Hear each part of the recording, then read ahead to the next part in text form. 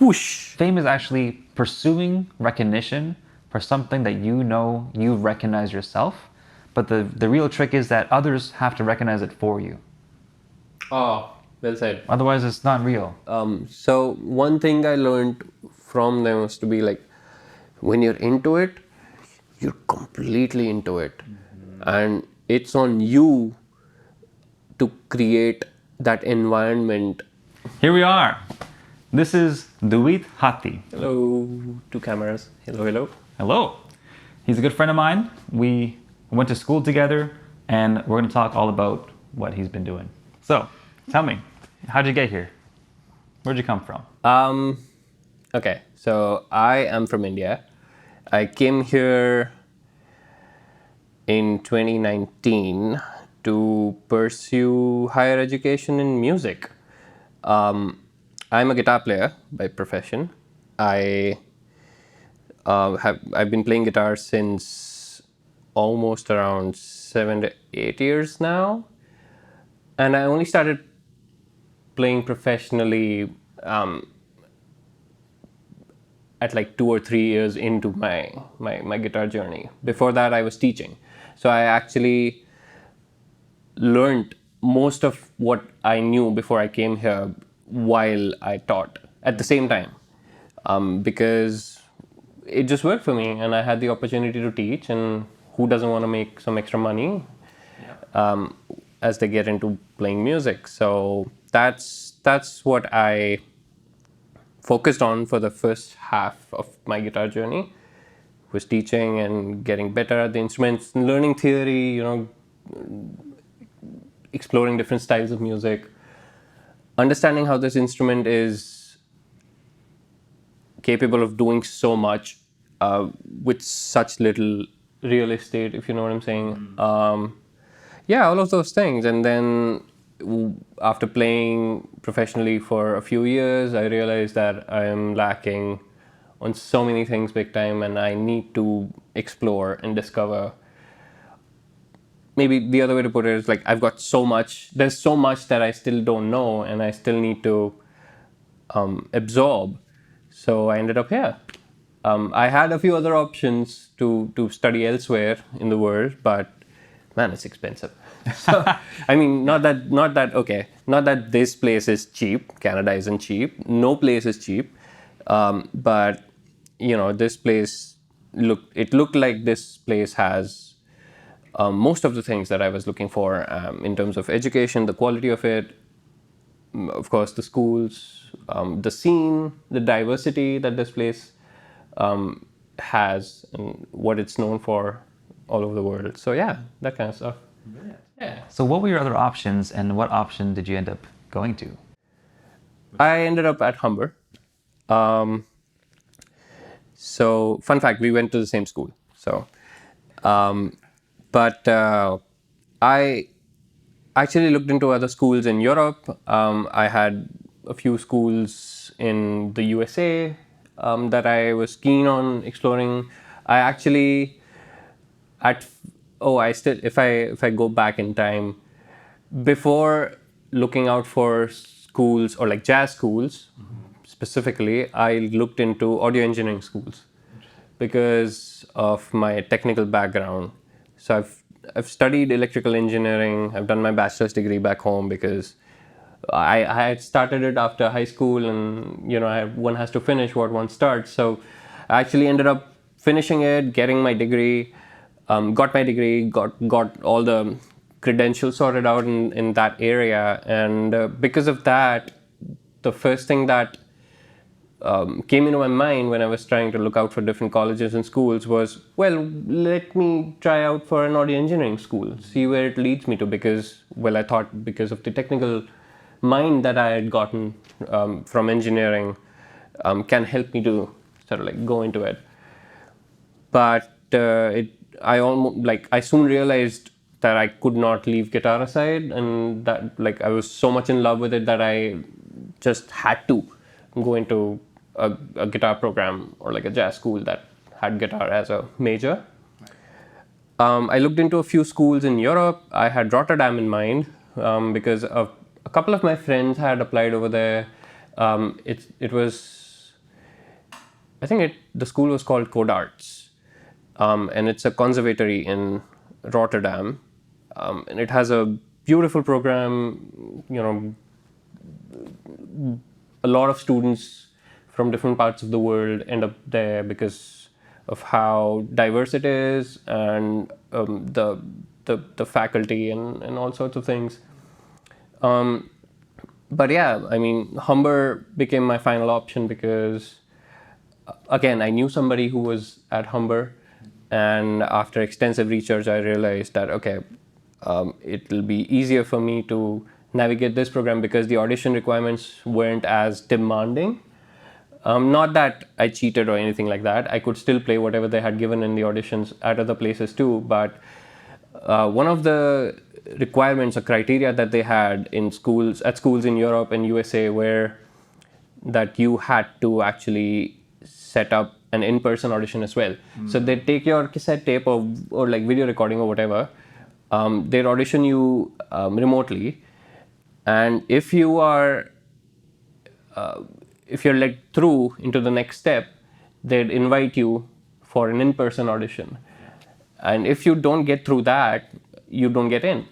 So that was a little bit too tricky for me because having no knowledge of jazz or like no knowledge of jazz-based improvisation beforehand, I was not really sure if I was going to be able to get through the in-person thing. Because And that's a big investment too, right? Because you make the trip, it's just for the one audition. The whole time you're stressed about the whole audition.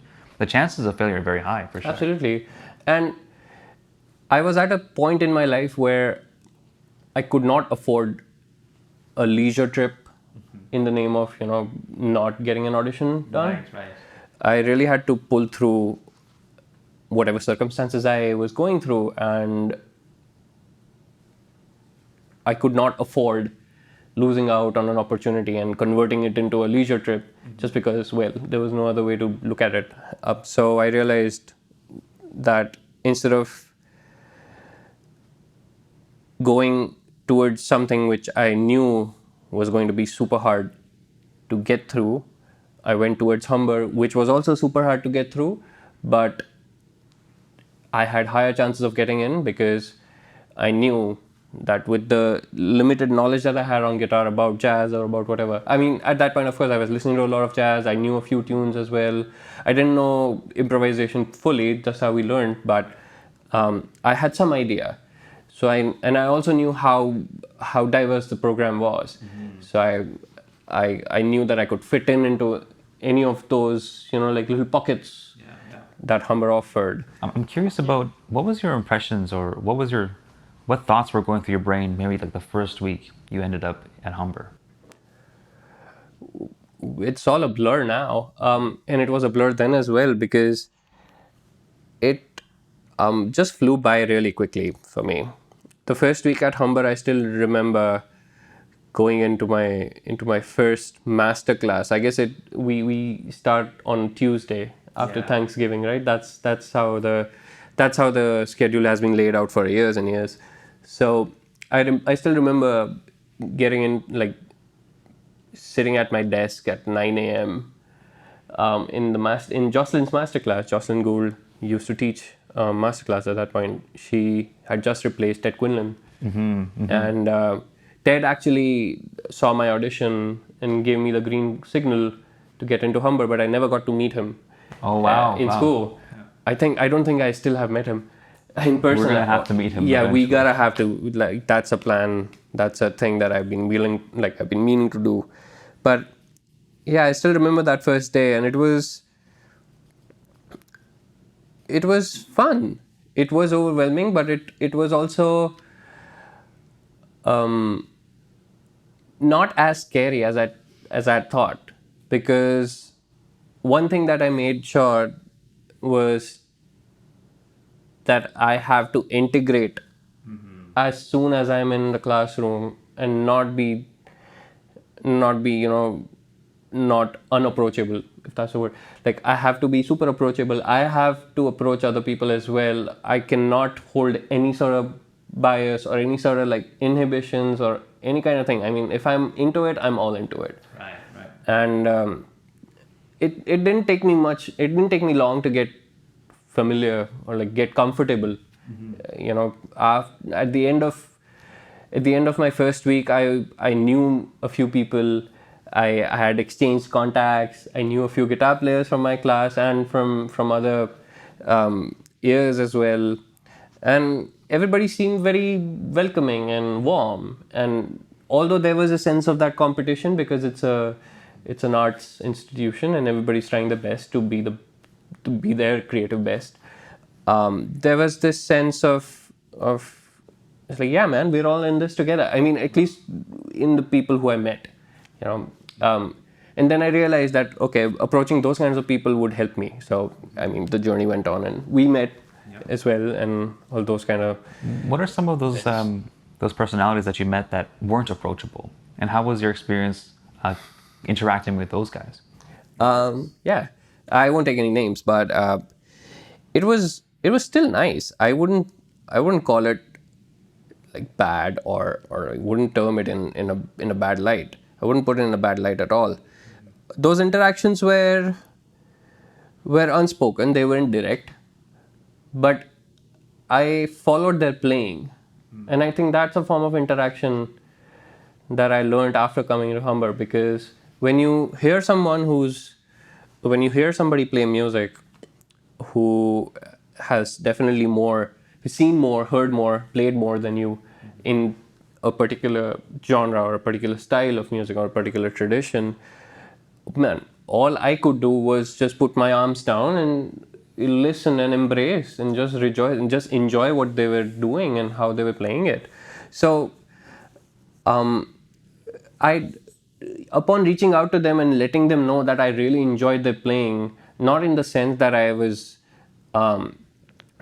drooling over them, but in the sense that, well, that was nice. This is what I want to learn. How did you do it? Like, what were the things that you learned through? And like, what are you listening to right now? Those kind of questions, like questions which made them think that, okay, this person is trying to ask about my journey. Like, this person is really curious in knowing what it actually is about, rather than just, seeing the outer surface of like, oh wow, that, it's like the persona or whatever. Yeah, so I wouldn't say it was bad. I'd say it was wholesome, in some way. And of course, there are like experiences which can be put in a negative way, but whatever. Like if we dwell on that too much, the beauty behind all that music that I heard from that person will get lost. So I might as well not think about how certain interactions were, but I would rather focus on how that person played at that moment. Like, I still remember that moment, even though we didn't speak and I didn't get a chance to talk to you ever, but man, I heard you play. That's awesome. How closely do you correlate your the emotional weight of your experience listening to somebody play music and connecting that to the person themselves? Do you conflate the two, or are you able to separate the person from the music that they make? Neither. I actually don't look at the person at all. And that has caused me some trouble too. You can't see me. Exactly. Shout out to Sina. But no, by that, what I mean is, there's been so many moments where I've just focused on music, the guitar playing, the way their tone is. Like, I've gone so deep into the rabbit hole of how they sound like this that I've at times completely ignored who they are as people. Right. And that's a lesson that I had to learn, because, about that. Actually, there was this one quote that I remember. I think a friend of mine told me early on into my first or second year. And I still remember that friend sharing it with me. And it was like, there's three kinds of musicians around. One, like, the first musician is, well, they're a really bad person and they also can't play well. The second person is a decent guy, humble person, no bling, nothing. and plays decently too. So, always strives for getting better, stays humble, stays grounded. And there's the third musician is one who's like a super badass, like prodigal almost, but is a complete piece of shit. So you choose your path, you choose where you want to be. I'd argue staying grounded is one of the most important things as a guitar player. Because if you have a grounding issue on stage, you're dead. And that's like the scariest part of being a guitar player. Wow, yeah, I like how you connected that, because if you get noise on stage, it disrupts your tone, it disrupts your flow, it disrupts you from thinking straight at times, it distracts you from going into that improvisation journey that you were thinking. So I guess, yeah, it applies to life too, where if you're staying grounded, you are, yeah, I mean, you're always in sync with the progressive side of music. I always saw or thought of you as a guitar player's guitar player. And what I mean by that is when I think about your relationship with music, it's inseparable from you playing the guitar from my perspective. However, there's other people where I've seen that their relationship with music is not just their instrument, but maybe it's composing and arranging as well. So they spend lots of time on Sibelius, and they dig deep in there and they enjoy that as well. Yeah. But I see you as a guitar player. And I'm curious, if I were to ask you, what does music mean to you? How significant is a guitar when it comes to thinking about that question? Oh man, yeah, that's a great question. As you said, yeah, I mean, whatever I've known about music has been through this instrument. So yes, you're right about the fact that my idea of music is guitar. Right? My idea of music is how this instrument sounds and caters to in different styles of music. But you're also right about the fact that there's so many musicians, actually so many of the musicians that we've shared stage with, or we've shared a class with, or we've shared a coffee with, or whatever. So many of the musicians have different kinds of personalities, and some of them gain more from arranging and composing and orchestrating and writing music and writing lyrics and playing their secondary instrument as well at times. Yeah. It's not just their primary instrument that keeps them going. So I guess that's what I had to shift my perspective from having this idea about music that, okay, it's all guitar, to music is something that that is a blend of all of these aspects, these subsects of music, of this art form, that we all, that all blends into this one thing that we all look or feel or hear. I mean, of course, there's composing, arranging, which I actually discovered that I had a knack for in my second year of school. In my third year of school, when the recitals showed up and I had to present some of the music, and I was really adamant for not playing any standards or any covers or whatever. So I was kind of hell bent on writing music, and I guess that was a necessity, and necessity is the mother of all things, inventory. So yeah, that really came about as a surprise to me, that I could write music and I could compose music and arrange it for a quintet or for a big band or for a small band or whatever. Of course, like all the education that I was getting on the side went hands-on with it. I wouldn't have been able to do it. I couldn't do it without having the education that I was getting. During COVID, we played with an artist, and we had a lot of time rehearsing and jamming tunes and figuring things out.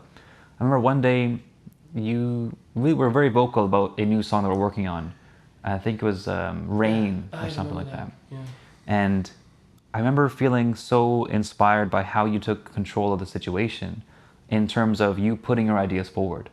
You had such a conviction of your ideas, and it made the music amazing. It really changed what we were doing.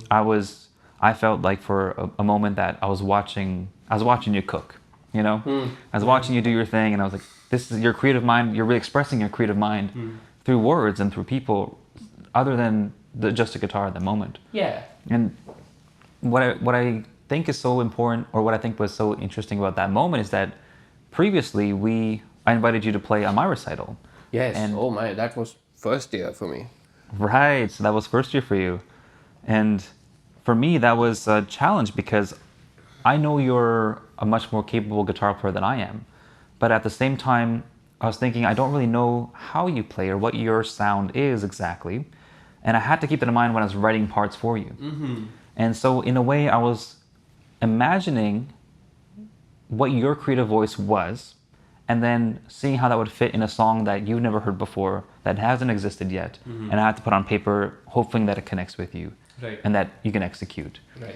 And when I saw that you were vocal about the sort of arrangement idea in the garage and for that song, Yeah. I remember thinking to myself, there is so much more creativity behind you than I ever saw until that point.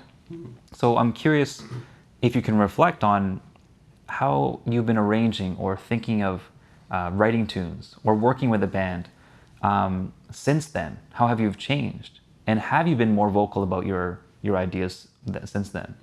Firstly, you're wrong about a point where you stated that I'm a more capable guitarist than you. That's complete BS. Okay, you're being nice. I appreciate that. No, that's not true. Yeah, and yeah, thanks for reflecting on that. I still remember those sessions, and it was how fun it used to be in your garage. It used to be a hang. But I think I'd say this one thing. I've been in your shoes. When you saw me doing that, I've been in that moment where I've seen someone doing that and felt absolutely inspired to do that as well, because I saw how fun it was, how it changed the whole atmosphere of that space in which we were in, and how it completely transformed the music and the feeling behind it. It elevated it, not only like changed it. Elevated. It actually elevated it. Yeah. So I remember feeling that, and that's why it stuck with me. yeah. And I remember some of the things that I brought to the table too, because I thought they were really, really in sync with the kind of music or the kind of idea that the lead artist was going through. And I'm glad we applied some of it. I don't know if we don't play for them anymore, but anyway. The point is that, yeah, I liked doing that to my own music first. And that was actually the time when I had just started to nibble on the writing process, on the composition, on this side of composition, like how does one compose? How does one write a song? Because I had never written any music before, and so that became a really fun side of music for me, given how it was all pretty dark during COVID times, and we had no outlet to play music in front of people, and whatever plans we had, like all of us, I mean, the musicians all over the world suffered. So I found solace in writing music, in experimenting with whatever ideas I could get from my 1 year journey at Humber, seeing all of that music, hearing a big band for the first time, hearing a trumpet for the first time, no, not kidding, hearing an upright bass for the first time, hearing a trombone for the first time, hearing a jazz quartet, a band playing a... And not just that too, amazing musicians playing that. Absolutely, yeah, just world-class musicians playing that kind of music, and so yeah, I started reflecting on all of those things, all of those experiences, and started to nibble on the compositional side of mine. And I realized this one thing, that if I sum up some courage, if I gather up some courage, and if I really try to understand whatever music I'm playing, I still can provide my ideas, but I need to define my boundaries. If it's not my band, then I should know how much to indulge, where to indulge, and what not to say in the first place. Like, instead of what to, I'd rather focus on what not to. Because then automatically all of the things that I'm not supposed to be bringing on the table, they get sideswept. So I don't have to worry about the things that I might bring to the table, and it might just ruin the whole feeling for the lead artist or whatever. So what's left? I think the thing that's left is what I'm hearing, because that would be the best instinct, the best thing to go to. That would be the realist thing to go to. It's not an assumption. It wasn't created out of thin air. I experienced it in real time. My body felt something, so I experienced some felt sense. Got into it.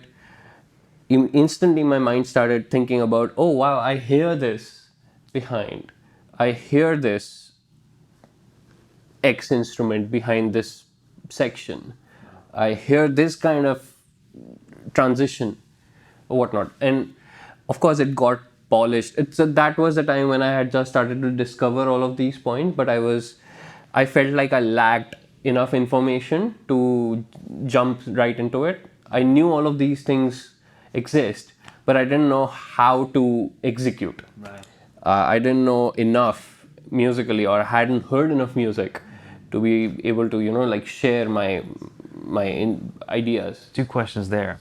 One is, how has your felt sense of hearing the music you're trying to create, maybe in a compositional manner, developed over time? And if anything, if it has developed over time. The second question is,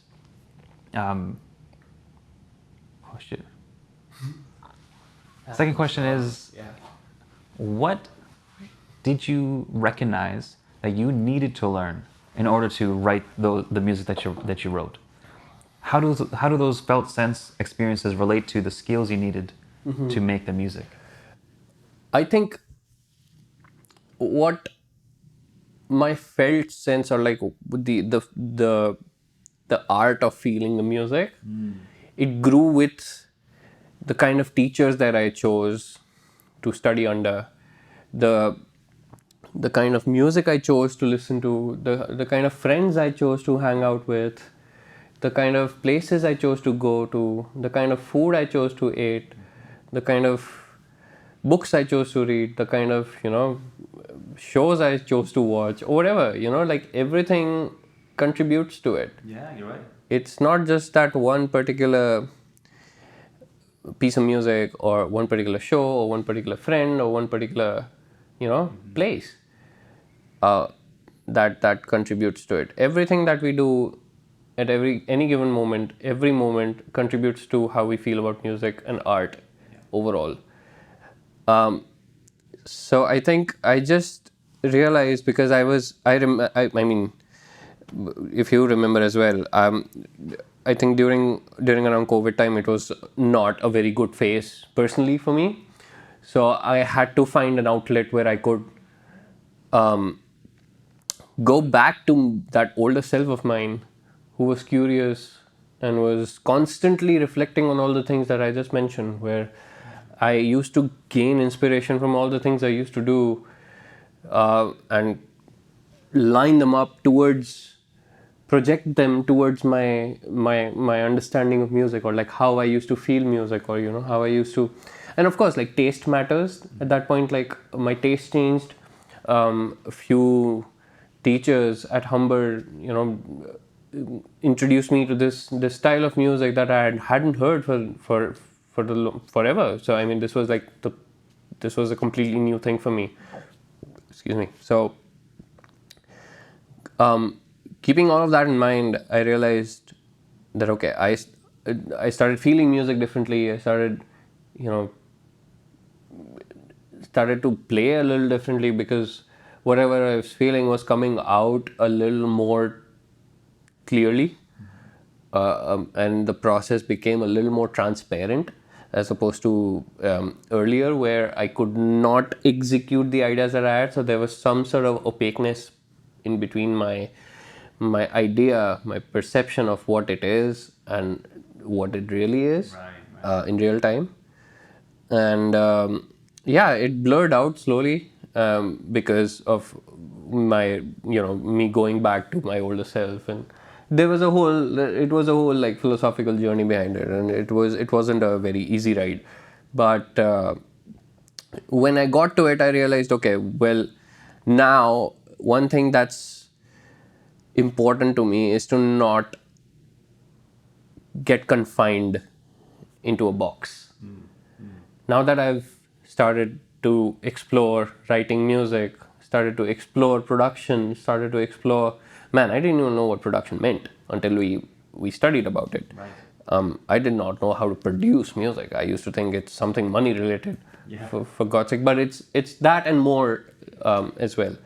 Uh, but the point is that I kind of had to give in to where I got attracted to, like what was that I got attracted to the most, rather than following a certain curriculum or like a style of music that I was not really feeling it, that I might not be feeling it really well, but just because I'm studying it and a few of my teachers are pushing it on me really hardcore, I gotta follow it. Right. So I had to find that balance, or like find my sound. That's what they call it, right?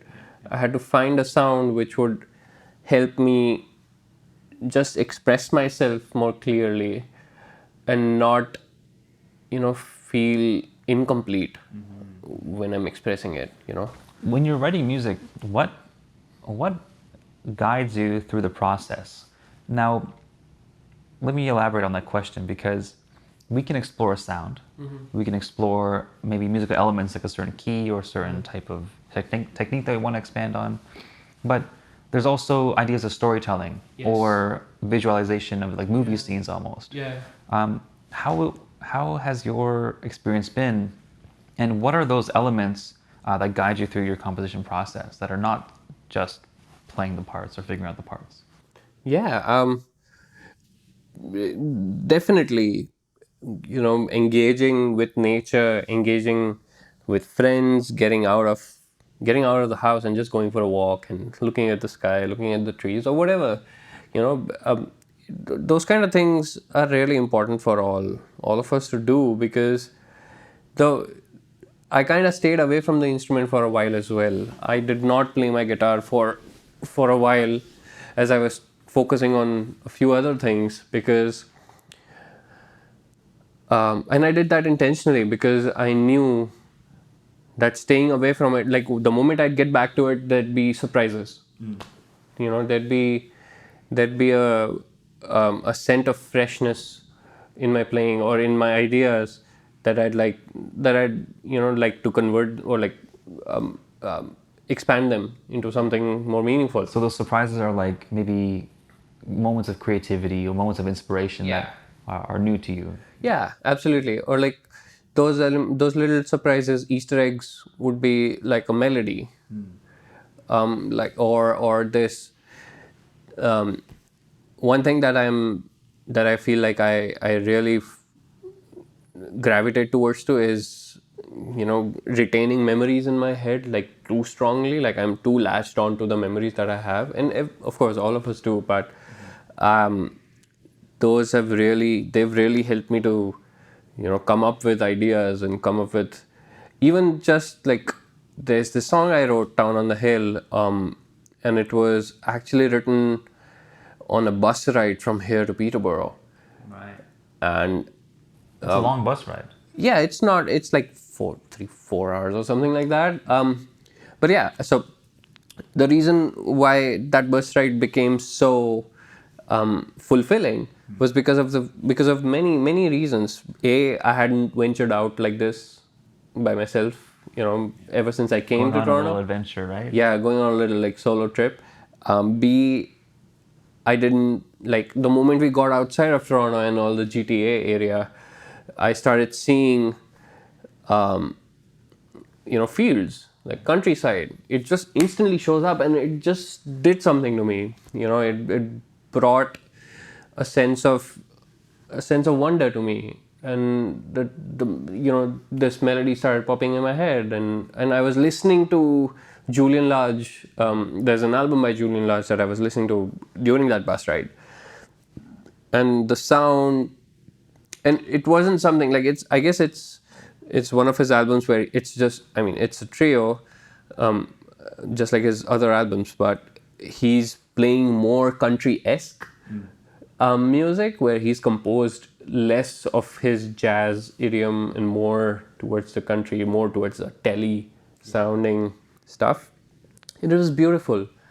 And I got inspired by what I was seeing, how I was feeling because of what I was seeing and what was going in my ears. And I realized that, wow, okay, there's this thing, about this whole moment that I need to translate into a composition or into a melody or something. So I did that, and then the tune got evolved, and then I eventually recorded and released it a couple of months back. So it was a very fruitful journey.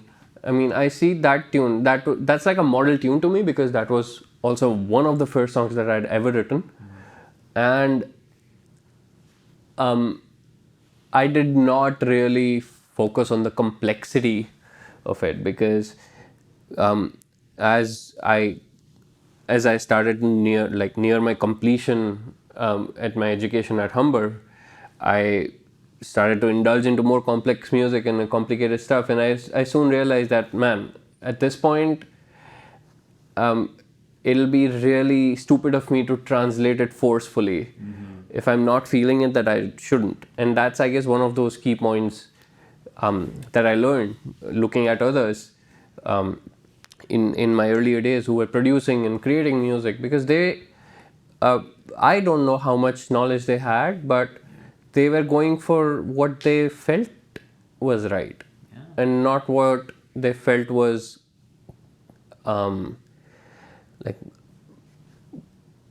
correct in an academic sense, or you know what I'm saying. So I definitely think that being in an academic setting and trying to learn something that's fundamentally a creative skill has such a challenge. It automatically implies expectations. It automatically implies right versus wrong. And it's so easy to second guess yourself at every decision you make. definitely. And I think that what is very interesting about you is that you, first of all, your interest in guitar is very clear. Every time you pick up the guitar, it feels like you created this little bubble around you. Yeah, it's a nice instrument. It's a decent enough instrument. Oh man. Definitely, and you seem to build a world of music with the guitar every time you pick it up. But I'm also curious, your technical background and also your technical work that you're doing now as an audio engineer. Yes. Yeah. How does building these skills as an audio engineer has informed the way you look at sound, the way you look at music, and the way you look at your guitar?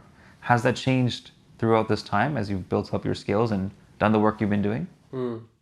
So I'm still in process. I think we all are. Yeah, we all are. It's a lifetime thing. Uh, but yeah, it's been great. So I soon realized, like halfway through my Humber journey, or like through my school journey, that like if I want to make my ends meet, if I want to, just have food on the table, or just be even moderately rich, I'd have to be a specialist at something. Now guitar was something which I was, of course, like onto for years and whatnot, and upon seeing so many different kinds of styles of players and different kinds of approaches, it was fascinating, super fun. But something else caught my attention, which I found much more fulfilling, was recording, being in a studio, being in front of a console, being setting up microphones, recording, capturing sound, different ways to capture sound, different ways to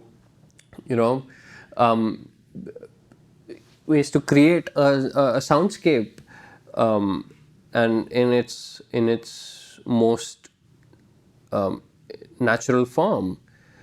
So that's what got my attention, and I soon realized, well, I gotta focus on one thing.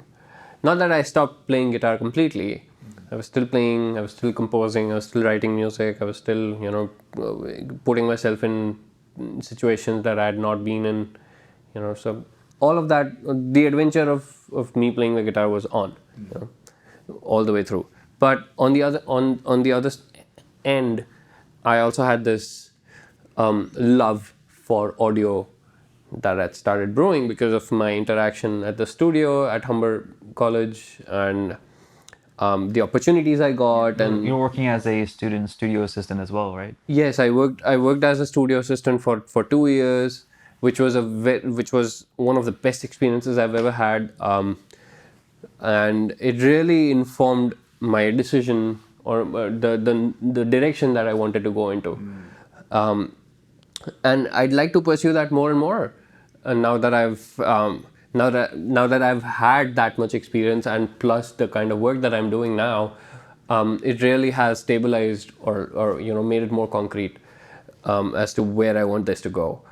Playing guitar will always be there, writing music will always be there, but having an extra set of skill never hurts. It only pays more, right? So I'm grateful that I got the opportunity in the first place at Humber. Shout out to Eduardo, my manager. He's one of the best people I've ever best managers I've ever worked under, and because of how he used to, just like put me into situations, and not, I mean, props to him, but also to all the production faculty at Humber. We talked about Justin Gray, Peter Cook, Andrew Mullin, Ryan McNabb, the studio supervisor, all the engineers who used to work with us for our projects. Yeah, Ausma. Yeah, Ausma, Matt Manifold, Ausma Lace, Wayne Cochran, all of them. Ruben Ghosh, our mastering engineer. It really helped me. They all, in some way or the other, whether if it be directly or indirectly, they helped me to clear my vision or to clear this idea that I'd gotten introduced to, that I didn't know what to do about, because upon completing 1 year as a studio assistant at Humber, I really didn't know what to do with all the skills. Like, I now know how to set up microphones and set up a console and set up Pro Tools and record stuff and record a band, and understand the studio dynamics and the etiquette that comes with it and all of those things. I really didn't know what to do with it. But then going back into the studio for my second run as an assistant really helped me to put those things into perspective. Right. Now I was doing all of those things without anyone telling me. Yeah. So I started to, get habituated by it, started to get acclimatized by how the studio functioned, and later on realized this as well, that it wasn't just that particular studio space that functioned this way. Every studio space functions in a similar way, and man, trust me, we had it so easy. Yes. You know what I'm saying? The facilities, experience. Sure, experience.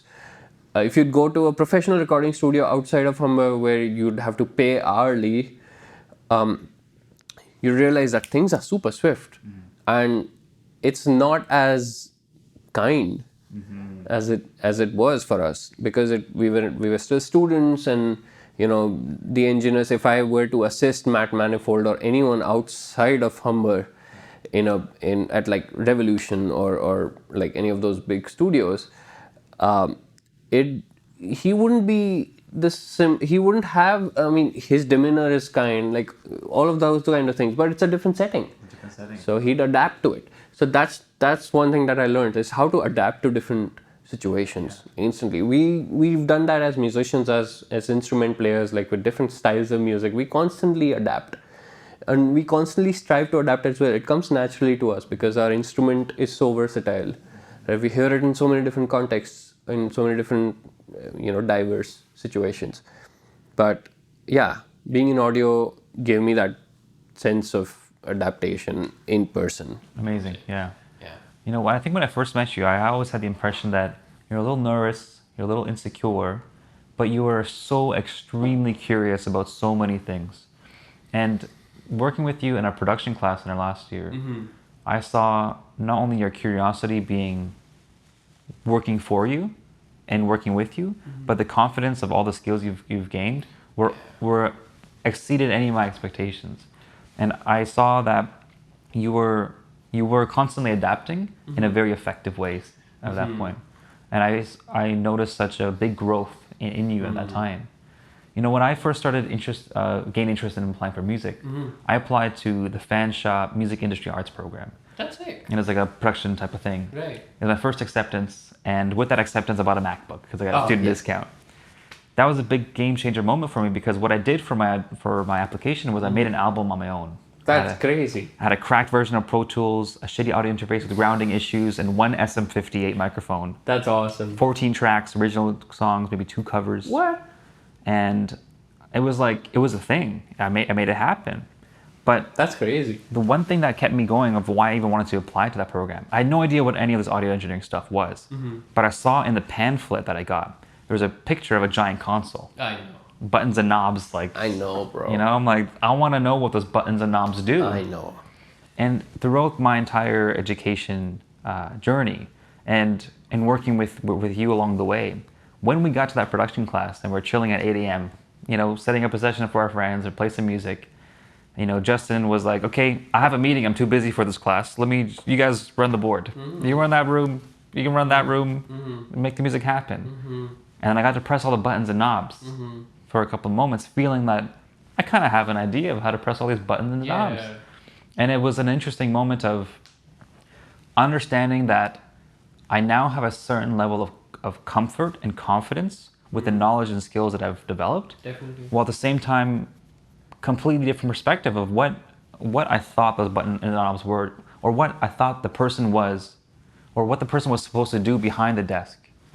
Because what I realized at that point is at every step of the way, whether it's in the studio, whether instrument, talking to people, having a hang, it's all about making music. Definitely. And everyone is focused on the same goal. Yeah. You know, whether it be this side of the class or that side of the class, everybody is coming along together to create that one thing, which is music. And I've seen, you're absolutely right, you know, being in front of a console in a studio setting, you know, pressing all the buttons, going through, you know, just like shaping the sound, you know, controlling, like carving out EQ, you know, understanding how those different parameters are contributing to the sound, or bringing a certain quality to your captured sound, is such an intricate art form to master. And I've seen masters at work at Humber. Matt Manifold, Wayne Cochran, Osma Lace, Justin Gray, Andrew Mullen, Peter Cook, Ryan McNabb. I mean, they'd sit in front of the console and I'd always observe them. Well, I'd rephrase it. I wouldn't observe them fiddling with the console. I wouldn't observe what they were doing to the console, but I'd rather observe them. Yes. Straight up. What were they focusing on? What was I able to hear? What they heard at that instance, and immediately went for that high, you know, that high mid knob, or like that, you know, boosted a little bit of 3K over there or something like that. What did they hear? What was that you know, what was that sound? Was I able to hear it? Was I able to capture it? You know, so one thing I learned from them was to be like, when you're into it, you're completely into it. And it's on you to create that environment, not just in and around the console, or while you or at your desk, in the whole studio. Because you're the one, the band is playing the music and whatnot, but you're the one that's leading. You're the one who's leading the whole brigade. Because ultimately all of that captured sound goes through you, goes through your step and gets printed. So it's really on you to be as focused as possible. And you know, I could only scrape the surface because given the vastness of work that they've done, all of them were named. I mean, it'll still take me 50 50, 60 years to reach to where they were. I mean, like cumulatively speaking, but Well, you don't know that. I have no idea. Maybe it might be At the the same next 2 time, years. I'd say that there's no way to measure that or even compare. Exactly. There's no codification for it. Absolutely. When I started I did 1 year at York University. Justin Gray was my TA for my history course. He kept talking about Humber. I followed him to Humber, almost quite literally. Chase him to his car and talk about Humber. All those years, I was not as curious about guitar as you were, but I was more curious about the people. Definitely. Because throughout all this time, I was wondering, why am I interested in music, and who am I to be somebody that makes music? Yeah. And what I've learned is that it takes a certain type of person to want to learn, and to learn effectively is to understand the student-teacher relationship, because ultimately we teach ourselves as musicians, but as people, that's what we do. But at the same time, we share our knowledge with others.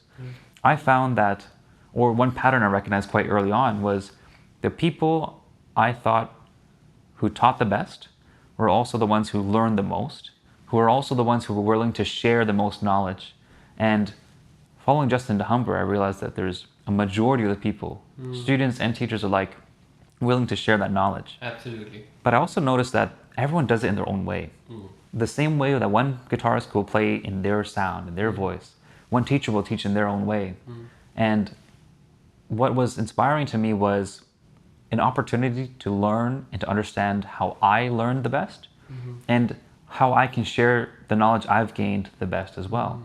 That has kind of led me down my path of pursuing education and becoming an educator.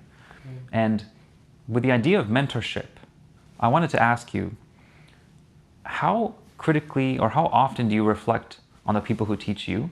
And how often do you find yourself thinking of trying to teach others?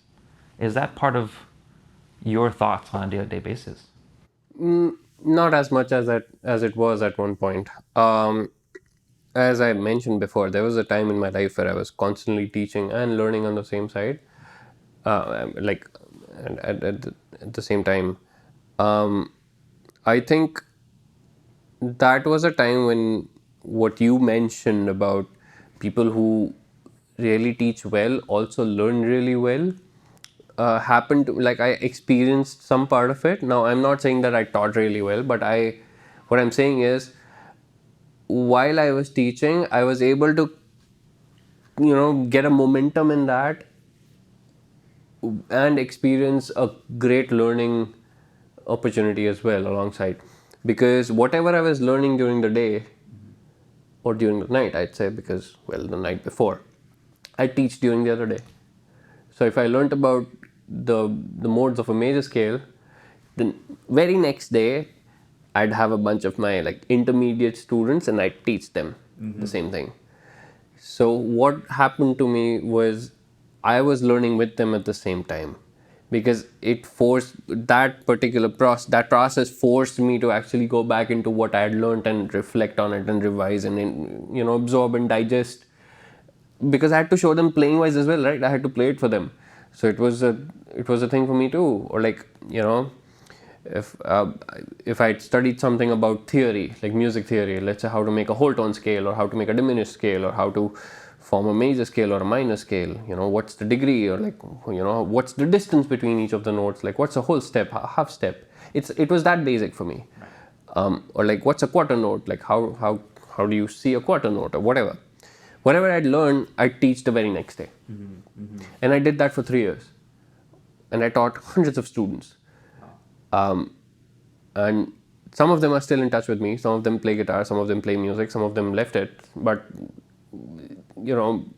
when I reflect back on it, it's still, what comes to my mind is that process of, teaching as you're learning alongside, or like, you gain your momentum into teaching and apply all of those soft skills that you acquired into learning.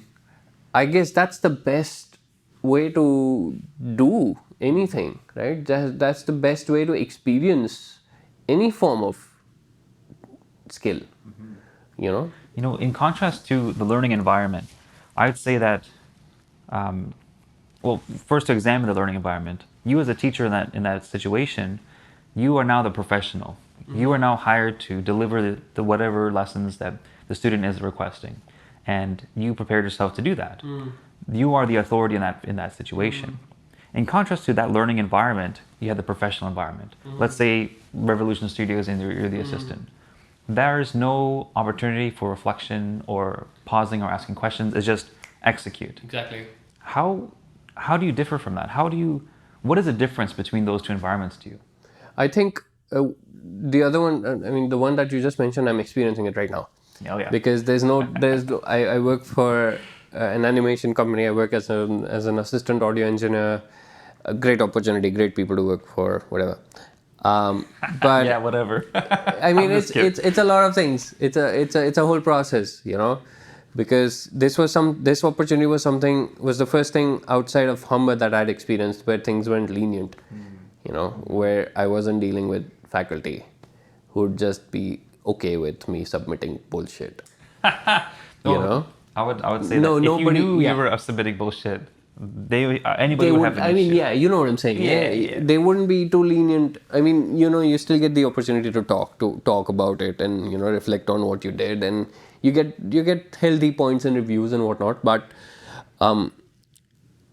yeah, so I think in certain environments where like the pressure, like sort of pressure-oriented environments, it's very important. And I experienced that in my second term as an assistant at Humber too, because I was working with the same people, so they had this idea that I know most of the things by now because I have 1 year of experience on me, and I've worked in the studio before.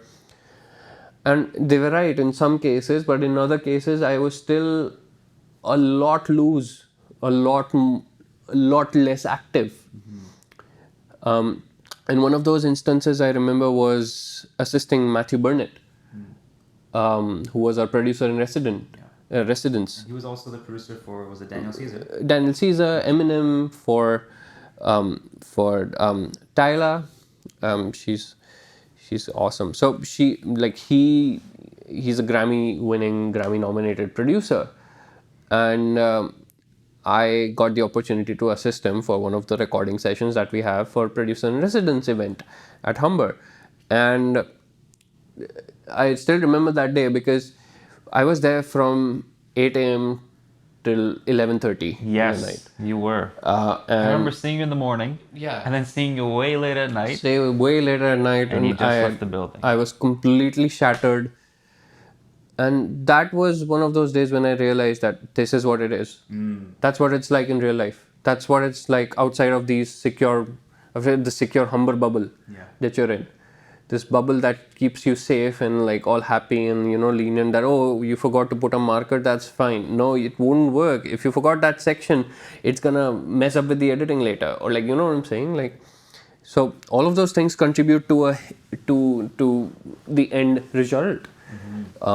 As I say, the devil is in the details, right? Exactly. And this one's a giant devil because if you lose out on a tiny little detail oriented thing, chances are that it might affect a lot more people associated with the project. Yeah. So assisting him was like one of my highlights at Humber, I'd say, because I failed miserably. According to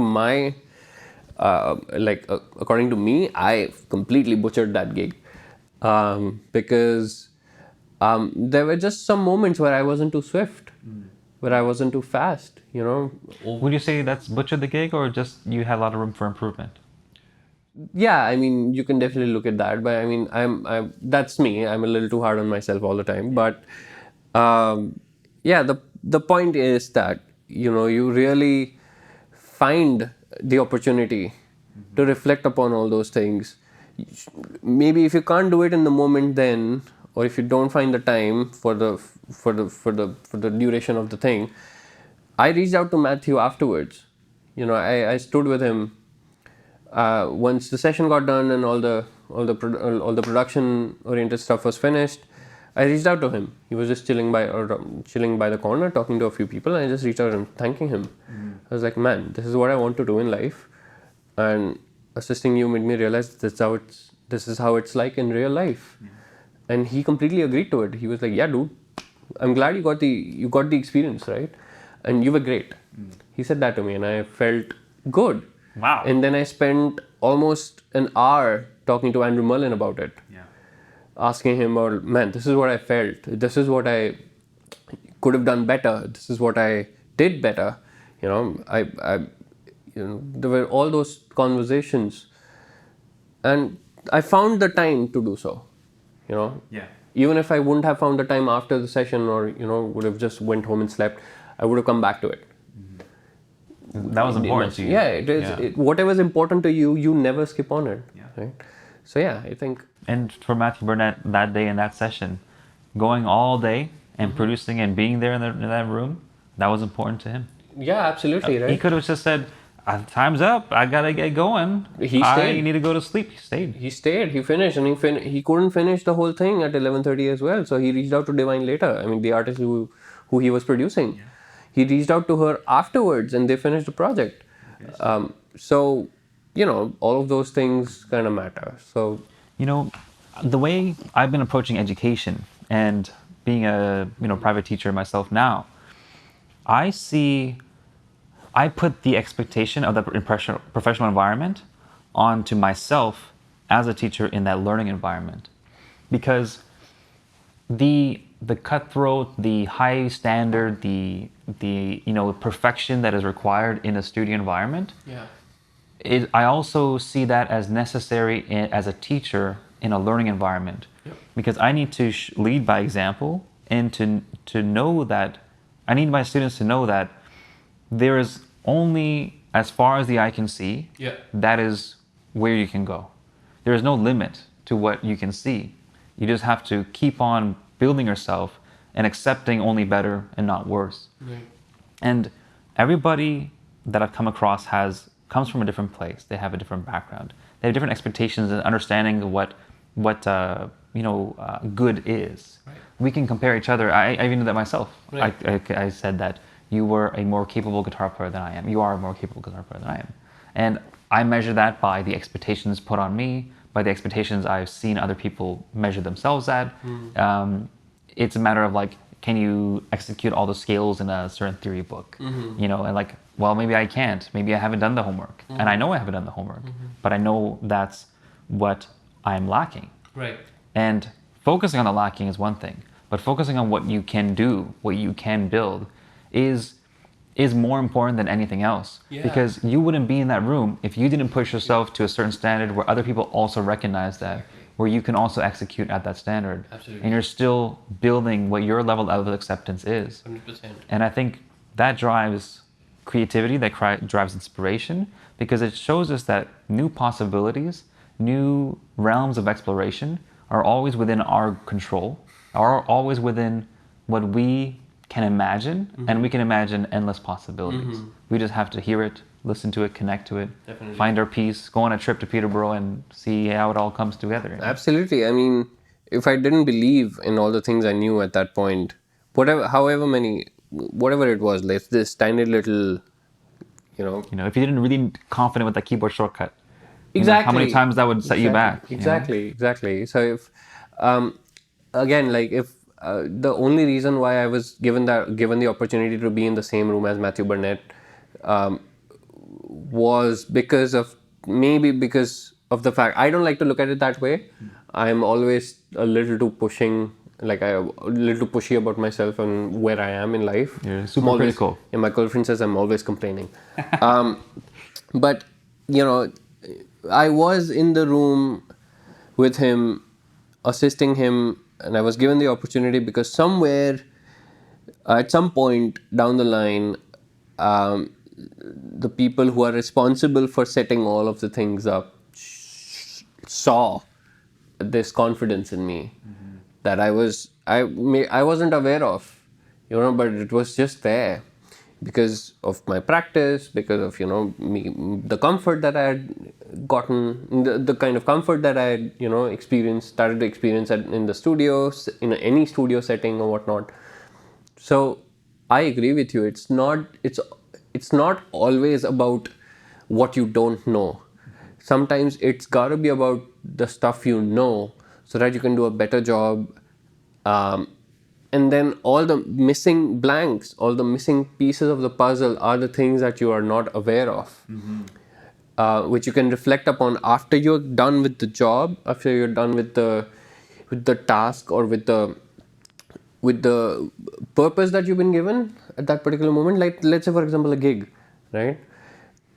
You're playing this gig, you have this song, you're playing like songs, and you're soloing, you're taking solos on guitar, and there are some caveats.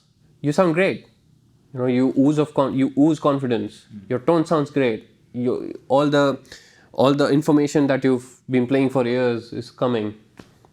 You feel like there are still some caveats. Man, I wanna play that particular gesture, I want to play that line, that kind of line that I heard in that record. You know what I'm saying? Like, happens to us a lot. Like, happens a lot in jazz settings and in different kind of settings too. Like, but if I would latch on to those feelings while I'm playing a solo, I wouldn't be able to execute the ones that I already know.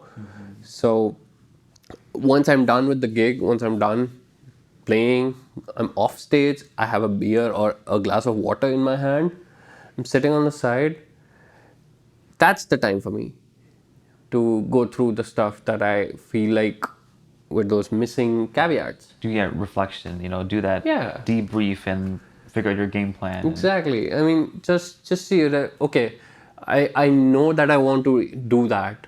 Like, I'm really keen on doing that. But what's stopping me from doing that? Is it that transcription, or is it listening to more music of that style? Is it about my technique? Is it about my tone? Is it about the kind of music? Is it fitting? Is it not fitting? What's stopping it from doing? What's stopping it from coming through? Is it my own, self-doubt? Whatever it is, right?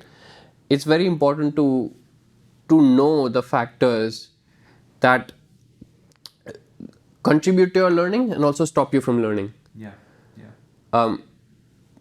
Some things are out of your control. You can't change all the factors that maybe hinder you from learning. Maybe it could be, in the larger scheme of things, it could be money, it could be situation, it could be, Life present happens, that's life, right? Yeah. But it is very important to be aware of it, because then somewhere, as humans, we always have this little, I don't know what it is, but there's something in us that always pushes us to overcome that, no matter how big it is. Would you describe that as your purpose? That is the thing, I guess. That's what purpose means, I believe so. I look at it as a mountain. I look at it as I mean, you can call it anything, a river, a sea, an ocean, whatever. I think, yeah, I think that's what purpose is. I think that's what it's about. That's what you're born to do, or you get this like feeling from deep within that this is something that I want to do. This is something that I want to get to. It can be anything of your liking, and the world is free. It's world is our oyster, whatever they call it. Like, you can do whatever you want to. So yeah, I mean, coming back to the point, it's very important to have those two sides not figured out. That's what life is about, figuring out. It's the process of The figuring moment it you out. figure it out, that's at the end of life. But yeah, it's important to keep that in mind, that okay, these are the things I'm figuring out, because there's so many things we get distracted from as musicians. Like, we get distracted to the lavishness, to the glamour, the glitter, and it's a real thing. I mean, I know we used to look back in the 80s and say this about, but it's a real thing in this century too, right? In this present time, glamour, fame, recognition, instant fame, social media fame, you know, Being recognized, I think, being is being the thing. famous is the thing, because recognition would require you to. So if you're recognized for something, um, you're recognized. Usually people are recognized for a certain kind of thing that they pursue, or the certain kind of skill set that they've been specializing for years, and they've gotten so good at it that they've carved a niche for themselves, and you won't be able to find a carbon copy of that similar skill set, you know. But fame has had a complete different meaning now. So we get distracted by all of those things, and it's very easy to lose track of what we want. And even the urge to get fame, or to get recognition, or not recognition per se. I look at recognition as a positive term, and fame as a negative term. Okay. I don't know why in life I do that, but that's something that I've had.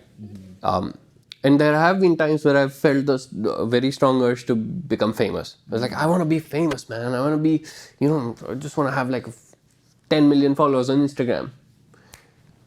There. What about what? You know what I'm saying? For what? For what? For what? If I'm posting pictures, or like if I'm dressing a certain way, or if I'm, being too scandalous in whatever manner. One less button, I'd say you'll get there. Bro, I've tried. I don't think it works. But so yeah, I mean, it's very easy to get distracted, but it's also very important to realize what works for you and what stops you from getting what you need. What I've been seeing as a private teacher is that when a student gets that aha moment, something for them clicks, they feel excited that they learned something, and now they have the confidence that they can do the thing that they wanted to do. All of a sudden, it feels like their world expands just a little bit, while at the same time, it opens up another layer of the onion. And that layer of the onion is, well, I know this thing. Let's say I learned my major scale. But now there's a million other musicians who also know their major scale. How am I any different than that major scale? And as soon as we kind of think about that comparison of comparing you knowing the major scale versus others who do also know that, and your goal is to become famous, now all of a sudden you're on an endless journey into the pit. Because we have people nowadays, such as yourself, who have specialized in something for so long, who've been so naturally curious, who've worked so hard, who've done the work to really know a lot of things on their instrument, for example. And there will always be somebody who is better than you. And that's what I mean by better is, or what I mean by better is more knowledgeable, maybe more experienced, who has a deeper sense of curiosity, or a very unique sense of, or unique perspective that has led them to the skills that they've acquired. Right. And in doing so, that expert has now made their own bubble that is separate from all the onions and all the floating onions in the world. And that's what people try to recognize them for. But at the same time, we have to understand that we're all floating onions in the same place. And the only way for other people to share and to grow is that we shed some of those that knowledge and share that with others. Absolutely. And we can't keep that to ourselves. So I find that fame can lead you astray.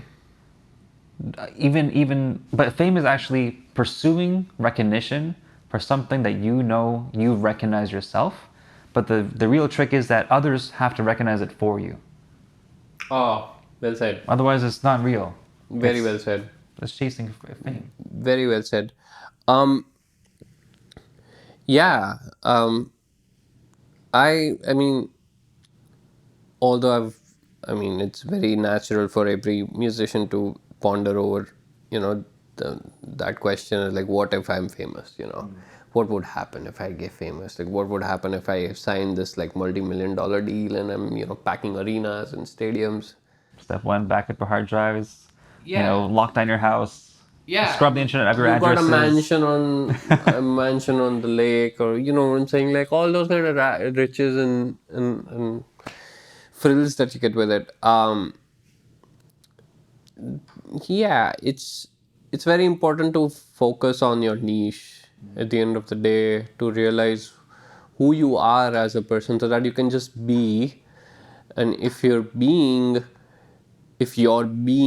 is authentic, it will attract whoever notices, and it'll become more noticeable to people.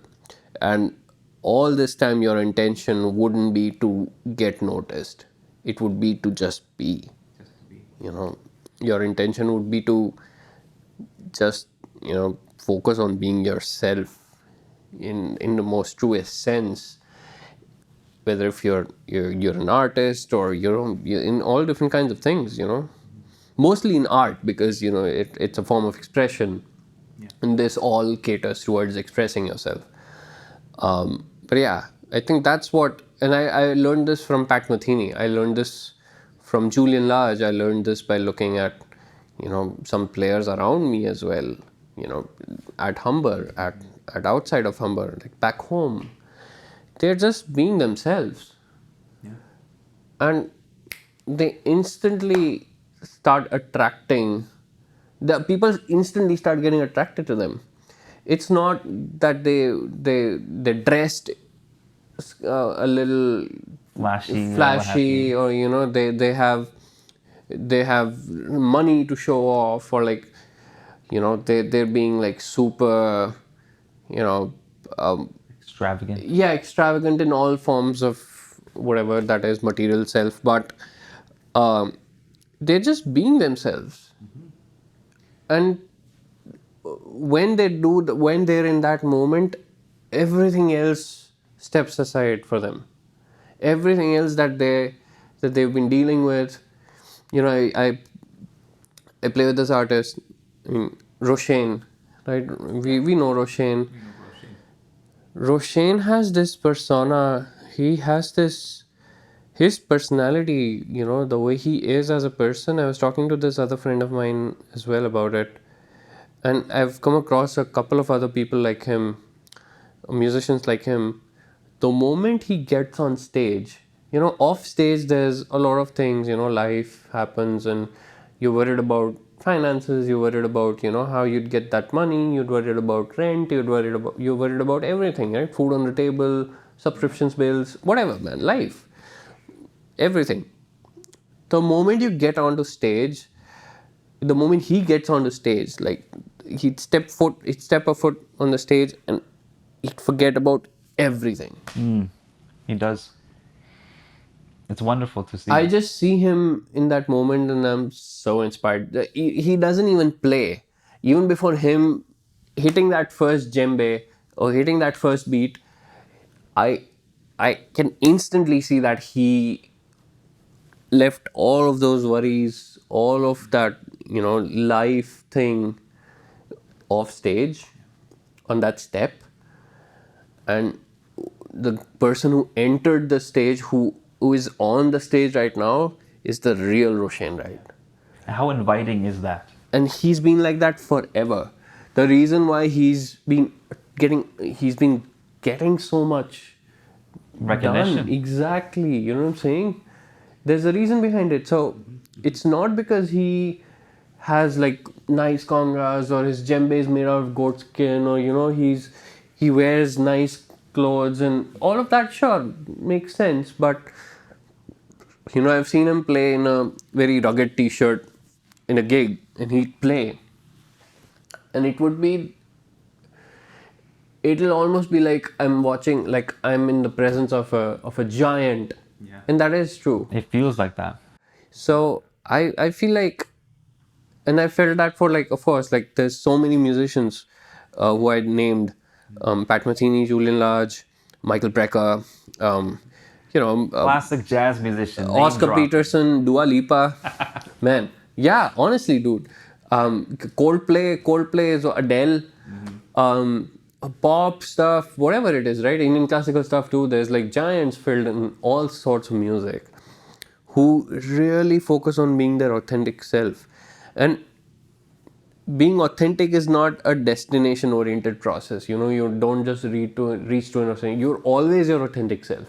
You just need to put that first, and not your When you described your bus ride to Peterborough when you wrote your song "Town on the Hill," I would say that that was a moment where you really connected with yourself, and your authentic self came through in music and its musical inspiration. I'd say that that's probably one of the best things I've learned in jazz school is that the process of improvising in a jazz setting is the act of performing that, the act of allowing yourself to connect to yourself and to your musicians on stage or wherever you might be. And that expression, that self-expression that's purely individual at the same time equally collective is such a beautiful thing. I know, man. I honestly wish I had started learning jazz at a very young age, Likewise.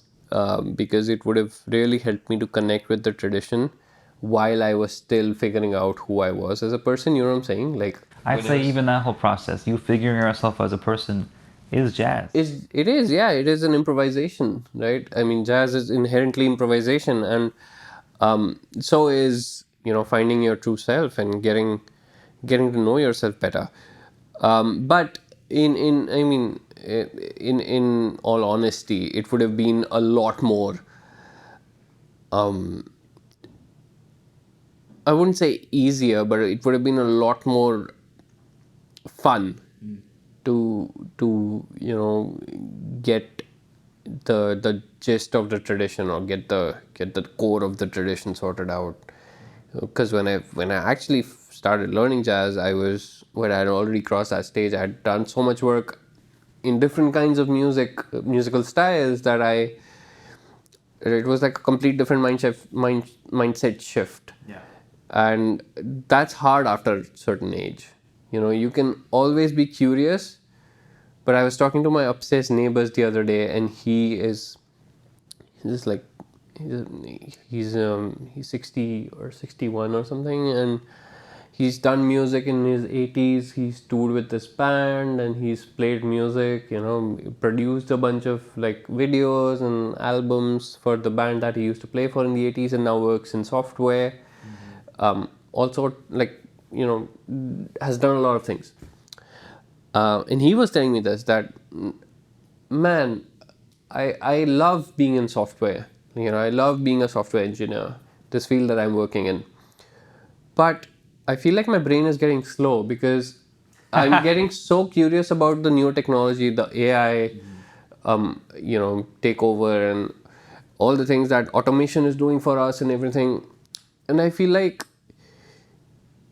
I'm super curious about it, but I'm not being involved. I'm not being involved into those projects at work or whatnot, because they apparently think that I'm old, or like I'm what I'm saying. Like, they're bringing in. So he didn't say it directly, but like what he said was, well, they're bringing in newer, young faces, young graduates who want to, who have this idea, who have the experience for it. I also want to gain the experience for it, but I feel like I'm getting slower. So you can always be curious, but it's not necessary that it'll always be fruitful for you, because at a certain point your brain will start giving itself in. There is a physiological threshold of how much we can learn and how quickly. I think it's the whole process of brain elasticity. Definitely. And I think they're studying psychedelics in an effort to kind of extend that elastic brain, or reimagine that elastic brain for learning. I'm interested to explore that and perhaps get into research on that, because I believe that the physiological limitation of learning in that way of slowing down should be challenged, because we are always curious, no matter what age we are. We're always able to learn no matter what age we are. But however, the effectiveness of how we learn changes over time due to our physical Definitely. nature. And art is something which, because of the felt sense nature to it, you can still feel, even if you're 100 years old, you still can feel emotions, air. And memories are strong, right? Memories. Music that is played for folks with Alzheimer's often reinvigorates motor skills and brings them to sing their songs. Exactly. So there's a really nice conference. There's a really nice video on YouTube about this. Pat Metheny is invited as a chief guest at a neuroscience conference, like full of brain surgeons. Wow. And he talks about improvisation and how his brain functions in that aspect. I've never come across, like, it's a 1.5 hour video. You just, you make some popcorn and sit. Very similar to this one. Yeah, very similar to this one. I mean, but it's Pat Metheny. Yeah, I really am influenced by his music, and though he is. But anyway, so yeah, that's a really nice video. You guys should watch it. You should watch it if you haven't yet. And that's all he talks about, like elasticity and how his brain functions even after playing music for more than 50, 60 years, 70 years at that point. How is he still able to constantly work on creating newer ideas for himself and using the same instrument that he's been playing?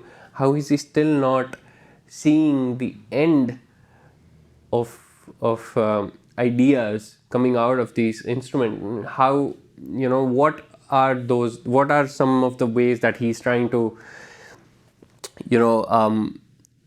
trying to manipulate the instrument, or get the instrument beyond its reach, all of those things. Like, it's a really nice, fascinating thing. Let's wrap it up. But I want to Yeah. I want to do one last question. I'll ask you one last question. What is the best thing you're looking forward to in the future? What is in the near future? What are you looking forward to? What are you working for? What are you striving for? What is your goal? Um It's a lot of questions, but yeah, I you mean, got the one. I mean, yeah, for sure. I think personally, what I am really looking forward to in the future is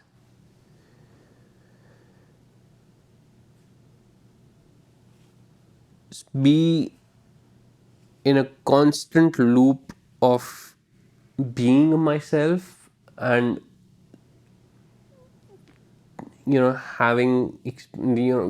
experiencing the change in that process through music. I would never want to feel stagnant about who I am or how I am as a person. I should be like, that's one thing that I really don't want to stop experiencing, is through life's challenges, or through music's challenges, or whatever decisions I make, through art and life. I constantly want to peel those layers off, constantly want to engage into learning something new, and during all of that, do my best to be my authentic self. Wonderful. So that I, there's, again, I'm gonna quote Pat Metheny, just how he's wonderful to me. He said this one thing in a similar kind of a setting. He was talking to Rick Beato. It's a great dude. Yeah. And he said this one thing, it's like, was it? All my life, I've worked hard to understand just so that I can be. So, that's I find a lot of depth in that statement, and I feel like it provides a sense of self, and it provides a sense of like ground, foundation to your being.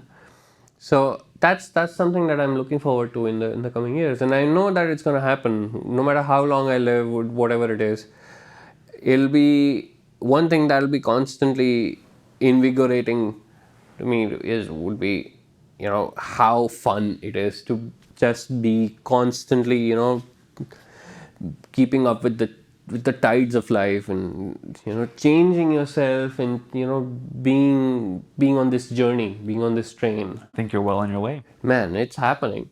It's happening. We're doing it, bro. Thanks for sitting with me. Likewise, man. It was so much fun. Thanks for such wonderful questions and the beautiful setup, and this idea that you have about just bringing your friends over, people who people who you look up to, people who you want to talk to, people who you really want to be with and understand how they are as musicians or as artists, as people. I admire your curiosity, man. I admire the way you are as a person. So cheers to that. Thanks for being a part of it. Yeah, man. Great. Dwit Hathi, everybody. Karan Deep's podcast. Man, tacky sales.